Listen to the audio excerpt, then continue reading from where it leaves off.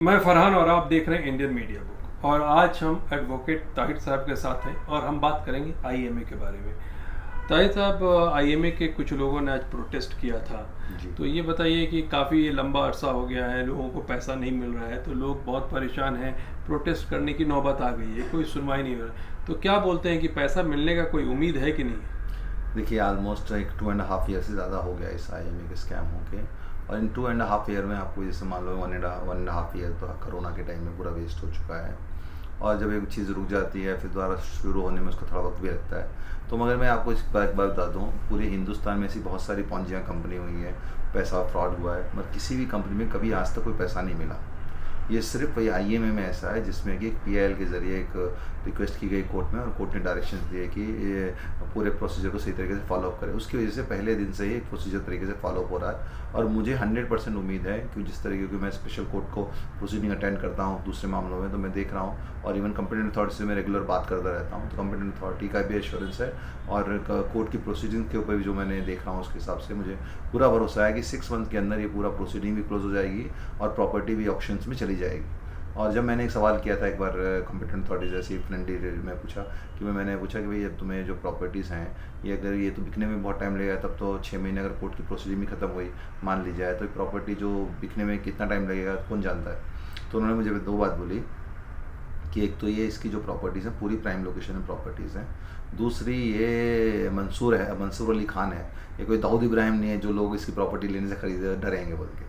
तो 100% बहुत ही जल्द में मिलेगा। और उसका भी जो मानना क्या है कि जितने लोगों के पैसे बैलेंस है लेने के बाद जितना बैलेंस है उनमें से 50% पैसा सबको मिलेगा। पर आपने इतने दिन सब्र किया है तो 6 महीने के तक और सब्र कीजिए, इंशाल्लाह उम्मीद है कि आपको मिल जाएगा। और प्रोटेस्ट वगैरह से कुछ होने वाला नहीं। जब एक प्रोसीजर चल जाता है सिस्टम में तो प्रोटेस्ट वगैरह से जब बेनाम, जब कोई चीज़ नहीं हो रही है, कोई एक्शन नहीं हो रहा हो, तब आपको प्रोटेस्ट करना है। तो ये बताइए कि गोल्ड का जी जो था उसका क्या, वो तो मिल जाना चाहिए, उसमें तो कोई प्रॉब्लम नहीं। गोल्ड ज्वेलरी को मैं खुद ही लीड कर रहा था। गोल्ड ज्वेलरी में भी क्या इशू हुआ था कि गोल्ड ज्वेलरी में जो कंटेंशन था आप लोगों का मान लिया गया जिन्होंने गोल्ड ज्वेलरी, और ये हो गया कि भाई आप जो ने जो पैसा लिया है लोन के तौर पे वो गोल्ड उसको वापस करके कंपनी अथॉरिटी को आप ले सकते हैं बोल के। और इसमें भी जो डिले हुआ है इसमें किसी का ऑब्जेक्शन कहीं भी नहीं था कभी भी। इसमें जो डिले हुआ है एक तो 1.5 साल कोर्ट की प्रोसीडिंग बंद थी। फिर एक और इसमें कन्फ्यूजन क्या था कि कंपिटेंट अथॉरिटी चाहता था कि मेरे पास लोग आएँ, तो मैं क्या बोलता था एज एडवोकेट नहीं कोर्ट के अंदर ये प्रोसीडिंग चलनी चाहिए बोल के। तो उसमें थोड़ा सा कन्फ्यूजन था, पर वो क्लैरिटी हुई। उसके बाद फिर कोर्ट में हॉलीडे हुए, अब कोर्ट ने हमारा पूरा कंटेंशन मान लिया है, कंपिटेंट अथॉरिटी ने भी कंसेंट दे दिया और पूरे आर्गूमेंट्स वगैरह सब फिनिश हो गए हैं। 25 तारीख को उसका ऑर्डर था, मगर अनफॉर्चुनेटली क्या हो गया कि कोर्ट उस दिन ट्रेनिंग में चला गया। अब 4 तारीख को डेट है, नेक्स्ट डेट इंशाल्लाह 4 तारीख को हुआ तो उस दिन ऑर्डर हो जाएगा। क्योंकि 4 तारीख को ऑर्डर होने का डाउट इसलिए है क्योंकि जज खुद ट्रेनिंग से 2 तारीख को वापस आ रहा है। तो उतनी जल्दी आके उन्हें ऑर्डर करता है नहीं करता है अलग है। अगर 4 तारीख को नहीं ऑर्डर हुआ तो इंशाल्लाह नेक्स्ट डेट में जब भी होगा ऑर्डर हो जाएगा, ये मुझे पूरा उम्मीद है। और इसमें एक और चीज़ क्या था कि जैसे आपको मालूम है कि ये आईएमए का जो मंसूर अली खान था ये इस्लाम का नाम लेके लोगों को धोखा देता था। तो इसमें भी इसने क्या किया कि ये आपको जो लोन माटी केस था उसमें क्या बोलता था, ये मैं इंटरेस्ट नहीं ले रहा हूँ बोल के, उसमें नहीं इंटरेस्ट ले बोल के भी उसने क्या करा, एक वहाँ पे क्या कर दिया क्लॉज डाल दी कि इनको पर ग्राम per month 12 rupees security charges देना पड़ेगा। हाँ। अगर उसको हम कैलकुलेट तो ये ऑलमोस्ट 9% तक आता है। अच्छा। तो कोर्ट को मैंने वो कन्विंस कर दिया और कोर्ट बहुत ये माइंडली प्रिपेयर हो गया कोर्ट कि 9% इंटरेस्ट लगाने के लिए। ठीक है, ये 9% इंटरेस्ट लगेगा या सिक्योरिटी चार्ज लगेगा, और सिक्योरिटी चार्ज लगेगा भी तो इनको ये कैलकुलेट करेंगे तो 9% ही इंटरेस्ट आएगा। 9% मतलब बोले तो साल में 9%, साल का 9 यानी कि महीने में 1% से भी कम।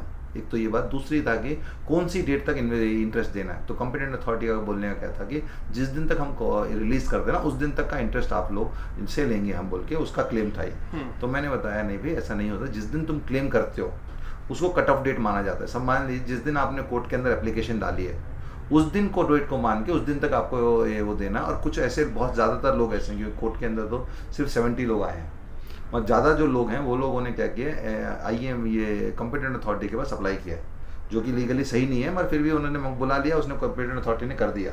तो कोर्ट ने कोई मैंने रिक्वेस्ट किया जिस दिन उसने कंपिटेंट अथॉरिटी को अप्लाई किया उस दिन को कट ऑफ डेट मानो और उस दिन तक का इंटरेस्ट उससे लो। तो होपफुली ये नेक्स्ट डेट में, नहीं तो उससे नेक्स्ट डेट में ऑर्डर आ जाएगा। फिर ऑर्डर आने के बाद वो डायरेक्शन देगा कंपिटेंट अथॉरिटी को रिलीज करने का। कंपिटेंट अथॉरिटी आप लोगों को फ़ोन के जरिए, SMS के जरिए इन्फॉर्म करेगा, और मैं भी उससे इन्फॉर्मेशन लेके आपको बताऊंगा किस दिन वहाँ कंपिटेंट अथॉरिटी के पास जाना है, और आपको पैसा दे के DD के तौर पर आप पूरे अपने जो प्रॉपर्टी रिलीज़ करना है। ठीक है, तो आप ये बोल रहे हैं कि अगर मान लीजिए कि जो कोर्ट में केस चल रहा है ये इतना स्लो क्यों हो गया सडनली, क्योंकि वो जज चेंज होने की वजह से क्या है? देखिए इसमें क्या था, देखो 1.5 साल तो कोरोना से था, उसको ऐसे सिविल नेचर की वजह से 1.5 साल ये चला नहीं केस। ठीक है, एक चीज़। दूसरी चीज़ क्या है कि बीच में वो जजेस आए थे, जजेस आते थे तो क्या था, कंपिटेंट अथॉरिटी पहले क्या था, पहले बहुत हर चीज़ को ऑब्स्ट्रक्ट करता था, जैसे कि नहीं ये प्रोसीजर ऐसा होगा, ये प्रोसीजर ऐसा होगा, क्योंकि ये नया प्रोसीजर है, कोर्ट को ही मालूम नहीं, ऑफिसर्स को ही मालूम, नया चीज़ है, KOPD एक्ट को KPID एक्ट नया एक्ट है, जिसकी वजह से थोड़ा सा प्रॉब्लम होता है। तो जजेस भी थोड़ा टाइम अंडरस्टैंड करने में, अब जो जज जो प्रिजाइडिंग ऑफिसर बैठा है, he is well versed with the entire procedure, तो वो बहुत जल्दी डिस्पोज कर रहा है। और ये ही नहीं है आपकी, एक तो ये हमारी ज्वेलरी की पिटिशन, इसके अलावा उसकी प्रॉपर्टीज़ की एक 79-89 पिटिशंस हैं, उनको ही बहुत फास्ट स्पीड से डिस्पोज कर रहा है। तो ये बताइए कि बहुत सारे लोगों का ये कहना है कि मंसूर खान निकल गया है, तो जिसके वजह से काम डिले हो रहा है, इसमें कहाँ तक सच्चाई है? बिल्कुल कुछ भी सच्चाई नहीं है। मंसूर खान जो भी है वो कुछ भी नहीं कर सकता इस प्रोसीजर में, वो इन्फ्लुएंस नहीं कर सकता, किसी हालत में कोई इन्फ्लुएंस नहीं कर सकता, कुछ भी नहीं कर सकता, उसमें कोई ऑब्स्ट्रक्शन भी नहीं कर सकता। कुछ एक दो उसकी बीवियां कर रही हैं ऑब्स्ट्रक्शन, ये प्रॉपर्टी मेरे नाम पे थी, मुझे मेहर में दी थी, वो 2-4 प्रॉपर्टियों के ऊपर है, मगर पूरी मेजॉरिटी प्रॉपर्टी में कोई वो डिस्प्यूट नहीं। ताहिर साहब, इसमें बताइए कि एक लीज प्रॉपर्टी का था, उसके बारे में थोड़ा अपडेट दीजिए। देखिए लीज प्रॉपर्टी का जो इशू था, लीज प्रॉपर्टी में आपको मालूम है कि IMA की बहुत सारी प्रॉपर्टीज़ जिनमें बहुत सारे टेनेंट्स 30 लाख, 40 लाख, 45 लाख रुपए देके वहाँ पे टेनेंट हैं और महीने में कुछ 4-5 हज़ार रुपये रेंट देते हैं। तो अब इसमें क्या है, बेसिकली मेरे को भी 2-3 केस थे, मैंने भी कोर्ट में डाला उसमें एप्लीकेशंस। उस मेरे एप्लीकेशन डालने से पहले ही कोर्ट ने एक दूसरी एक क्लाइंट की एप्लीकेशन को डिस्पोज कर दिया था, और वो डिस्पोज करने में उसने रिजेक्ट किया था उनके क्लेम को, और उसमें रिजेक्ट करने का सबसे मेन वजह एक तो ये थी कि क्योंकि जो भी एग्रीमेंट्स हैं ये क्या है, रजिस्टर्ड एग्रीमेंट नहीं है। तो लॉ के हिसाब से जो भी लीज एग्रीमेंट रजिस्टर्ड नहीं है उसमें आप कुछ भी क्लेम नहीं कर सकते, ना ही आप मंसूर से क्लेम कर सकते हैं, ना ही आपको क्लेम कर सकते हैं। और फिर भी एक स्कोप उसमें क्या दिया है कि अगर आपको पोजीशन हैंड ओवर कर रहे हैं, और उसमें अगर आप कुछ अंडरस्टैंडिंग आपकी कंपिटेंट अथॉरिटी से हो जाए, तो आप क्या नाम है, आप जब ये डिपॉजिटर का क्लेम हो जाए उसके बाद आप पैसा क्लेम कर सकते हैं बोल के उसने डायरेक्शंस दिया है। उसी लाइन के ऊपर क्या हो, हमारी भी एप्लीकेशन रिजेक्ट हो गई। तो मैंने क्लाइंट से डिस्कशन कर रहा हूँ, और मैं उसमें एक स्कोप भी है, या तो हम लोग कंपिटेंट अथॉरिटी से कुछ नेगोशिएट करके अपने इंटरेस्ट को प्रोटेक्ट करने की कोशिश करेंगे, या फिर हम उसको हाई कोर्ट में लेके जाएंगे और वो करेंगे। मगर हाई कोर्ट में भी गए तो उसमें सबसे बड़ा जो हिंड्रेंस है वो है जो हमारा एग्रीमेंट का रजिस्ट्रेशन नहीं है, उसकी वजह से ये इसमें हमारे को तकलीफ होगी। अलबत्ता मुझे लगता है कि अगर हम लोग कन्विंस करेंगे जो हाई कोर्ट्स में, तो कुछ ना कुछ हमको रिलीफ मिलेगा। मगर जो हमारा आमतौर पे हम लोग मुसलमानों के अंदर क्या होता है, कोई भी हम डॉक्यूमेंट रजिस्टर नहीं कराते हैं, उसी वजह से सारी तकलीफें होती हैं। तो यही तकलीफ इन लोगों के सामने आ रही है। मैं उम्मीद करता हूँ कुछ ना कुछ का रास्ता निकलेगा, मगर आज की डेट में एप्लीकेशन रिजेक्ट हो गई है, और 100 से ज़्यादा कुछ ही ऐसे टेनेंट्स हैं, और उनको आज की डेट में कोर्ट के सामने उनका कोई रिलीफ नहीं साबित हो पाएगा, क्योंकि उनका एक तो रजिस्ट्रेशन नहीं है। देखते हैं, हर हाई कोर्ट ने कोई डिफरेंट व्यू ले लिया और उसमें कुछ व्यू के बाद आके कुछ और रिलीफ दे दिया, तो इंशाल्लाह उनको उम्मीद है कुछ रिलीफ मिलेगा। ठीक है, तो लीज वालों के लिए प्रॉब्लम है? ना, लीज वालों को काम मारा, जितना दिन वो रह रहे हैं वो समझ लेना, रेंट समझ के ख़त्म कर सकते हैं अपने आप को पैसा। तो ताहिर साहब, बहुत बहुत शुक्रिया IMA के ऊपर अपडेट देने के लिए, और thank you so much watching Indian media.